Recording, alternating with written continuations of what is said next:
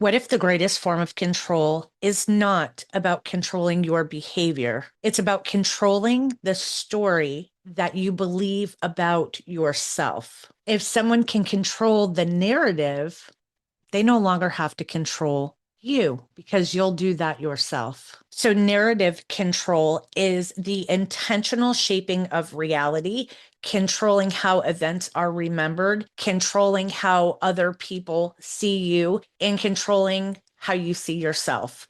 The goal is never going to be the truth. The goal is only power.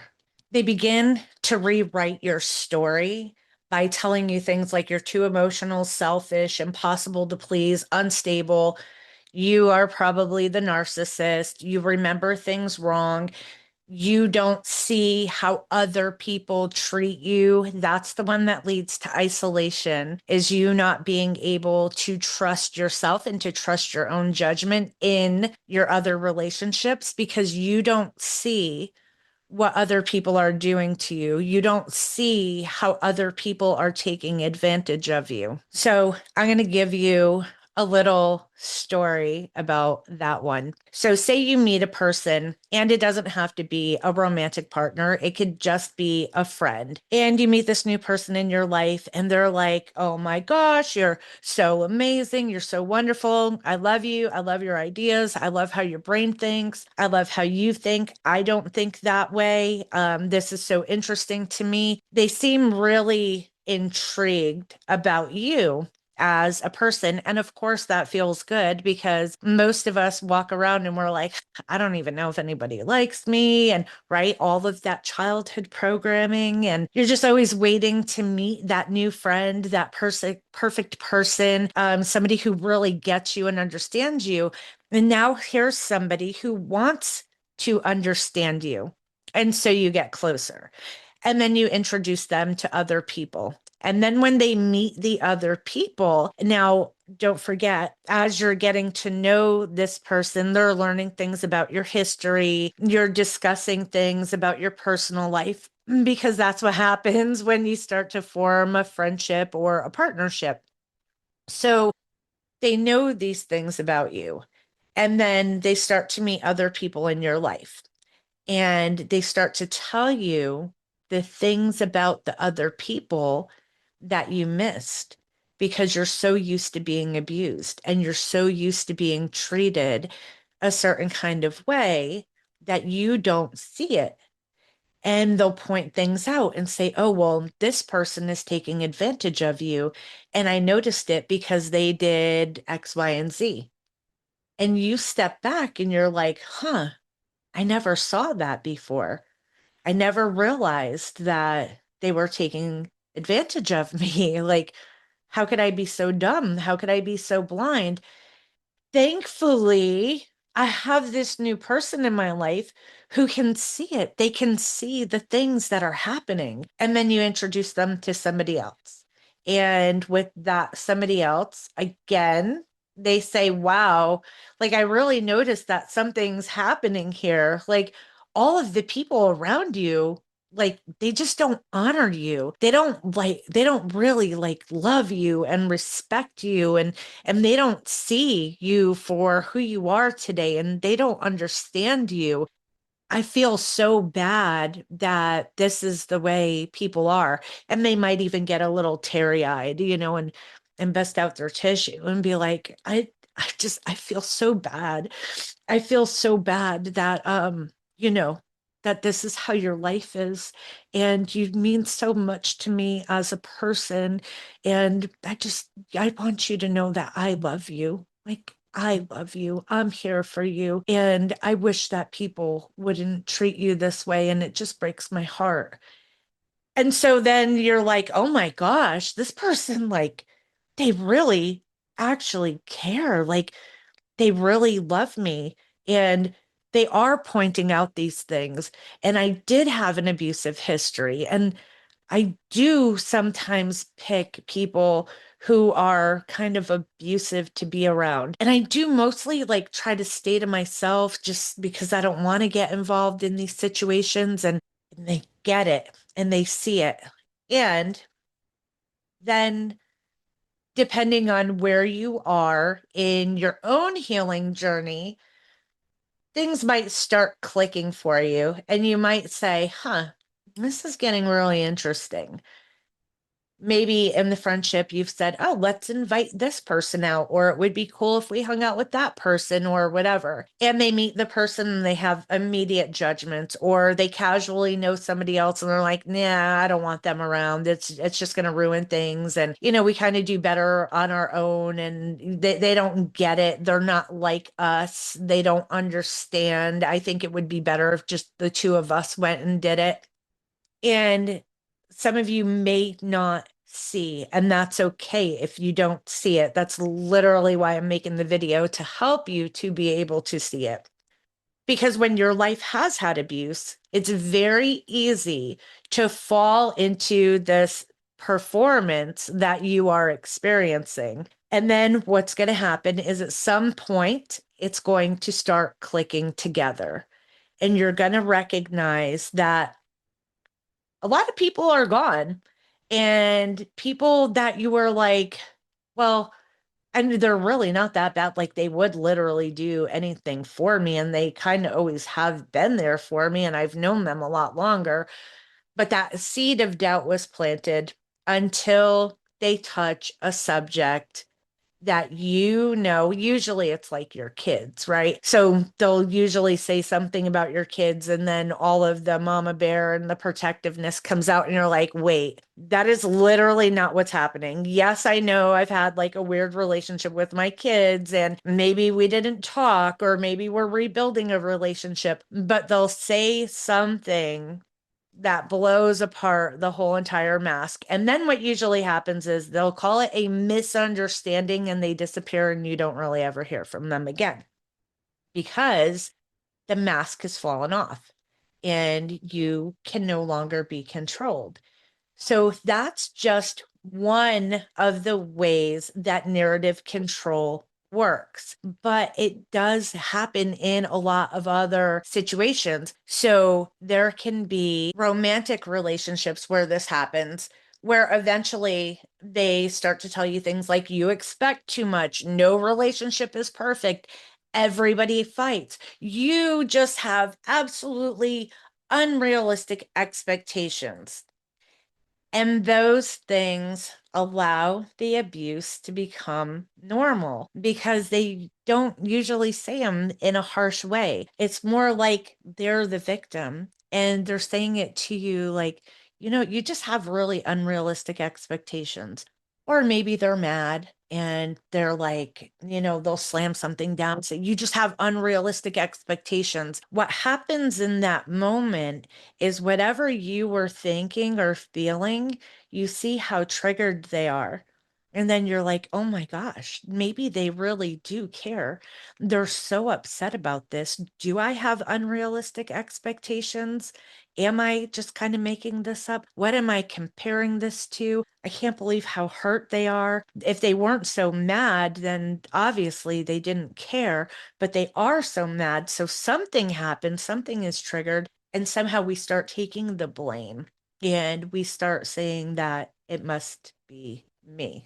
And then what they'll do after, and again, this is like in a romantic relationship, what they'll do is they'll usually, maybe call one of your friends, your family member, maybe they'll go to their therapist, they'll talk to the kids, they'll talk to their coworkers, and they'll slowly start to do what's called seeding the narrative, just like planting little seeds. They're seeding the narrative. And they'll say things like, so if it was me, they would say, like, I'm so worried about Cheryl. She really seems to be struggling lately. I don't know what's going on with her. I don't know what happened. I've tried everything. I can't get through to her.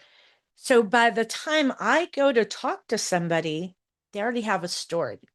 They already know that something's wrong with me, that I'm going through something, that I'm the one with the problem. I'm the one who has, I've just got something going on. And they're doing everything they can to make sure that they're taking care of me. And that's why they reached out to my friends and my family, and they tried to contact my therapist, and they went to their own therapist and they talked to their therapist, and they're just so distraught. And yeah, they were stressed out and they slammed the notebook down, but it was just because they were stressed. But I'm the one with the actual problem. So before you even arrive at the conversation, the people that you would go to get help from, they're already looking at you as though you're the one with the issue. So why does it work? It works because humans, for the history of all time, we love stories. We love a narrative. We love campfires. We read our kids' books. We read our own books. We watch videos that tell a story. We organize our brains organize life through narratives. And when somebody repeatedly tells a story, our brain naturally starts to organize around what we think is evidence. And as we start to believe in the evidence that's being presented, like most of the people around you are taking advantage of you, and I'm really concerned about you. And I really, maybe you should kind of pull back from your mom and your dad because they're a little controlling. Maybe you should stop talking to your sister because, she really brings you down. She's always asking you to pay her phone bill. And, stop going out to dinner with these people because they always expect you to pay. Start planting those seeds, and the narrative inside of yourself is starting to build. And even though you have evidence to contradict it, the story is so good that you usually don't until you do, but we usually don't for a little while. And that's because we're having this psychological shift that's happening. We stop trusting our memory, our instincts, our emotions, our body. And what we do is we start trusting their perception. And that is psychological captivity. And the reason why we're trusting their perception is because they care. They care so much that they're doing this hurtful thing. They are showing up and they are pointing out like things that we can't see because we do have a history of abuse and trauma and this thing and that thing. And they'll tell you things like your husband doesn't appreciate you. That's in a friendship. The friend will tell you, like, your husband doesn't appreciate you. He doesn't know what you want. He doesn't see everything that you're doing. That's them trying to take control of the narrative. In a relationship, you become the problem, and they tell you and everything is essentially your fault. You're not considering them. You always catch them when they're stressed out. And so the most common tactics that they rely on are probably ones that you've heard of: gaslighting, selective memory, half truths, omission, projection, Darvo, triangulation, smear campaigns, rewriting history, the future faking, love bombing, and rewriting. They are rewriting the experiences. They're trying to override what your actual memories are and taint the memories by telling you that because of your history, you cannot clearly see what is happening to you, which is really kind of interesting because that's essentially the kind of work that I do. Is I try to help people see clearly so that they can see what's actually happening to them in front of them based on the collective experiences of their life. The difference is when I do my work, I want to connect you to more people, to healthier systems, to support, to soften your heart instead of harden your heart, to actually help you to get back out and live a life. When they do it, it's about isolating you and pulling you in so that they have control. So that is something to recognize. And I really needed to point that out because you can look at it and say, well, wait, you're doing the same thing. You're sitting here trying to tell me that this is happening and that's happening and this is why. Yes, Exactly. When information or a narrative expands you and heals you, that's the one you go with. When a narrative closes in on you and isolates you and makes you the problem, that's the one you want to get away from. So, friends and partners are not the only people who do this. Parents do this too. The parents who do it say things like, "You were always difficult. You've always been so sensitive. You never appreciated us." Even if none of that is true, children still believe it. Why? Because the parents are the authority for the most formative years of our lives. They are the ones who dictate to us what our identity is, how we are, what our behavior looks like, why we're behaving the way we're behaving, why we're doing what we're doing, right? Because they always ask us, why did you do that? Literally, nobody ever has a good answer for that. Like, you could ask me, why did I throw something in the kitchen garbage the way I did? I don't know, because we all live on autopilot. Like, I just did it. Or sometimes we won't like the answer. Like, yeah, I lit the crayons on fire because I thought it would be cool. I wanted to see what would happen when they melted. Like that may be what they're thinking, but when an authority figure asks you, you're going to shrink down and say, I don't know. I don't know, even though you do know, but you can't access it because you can't really access any kind of logic when somebody's about to punish you or you're getting screamed at and you're in trouble. You're completely shut down. Everything's offline. So the answer to why, you're just not going to have it. And we know that.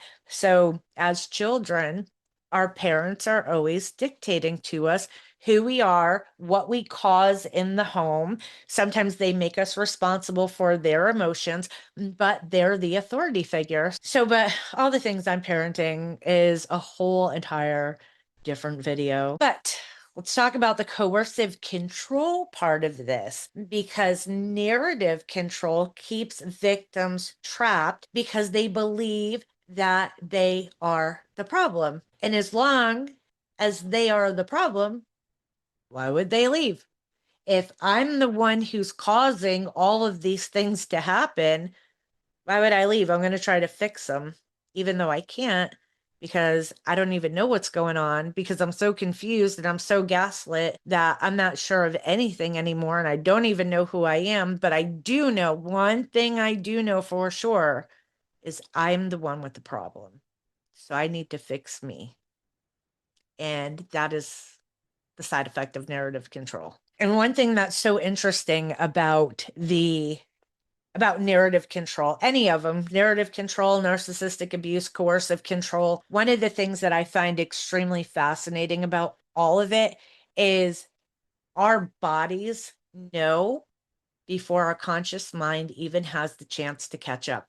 And it knows, and here's how you know that it knows, because you usually feel confused, you feel guilty, anxious, constantly defending yourself, and you feel exhausted and you can't explain why. You're always so tired and you just don't feel like you can do anymore, and you're always behind and you're always trying to catch up because you're always so tired.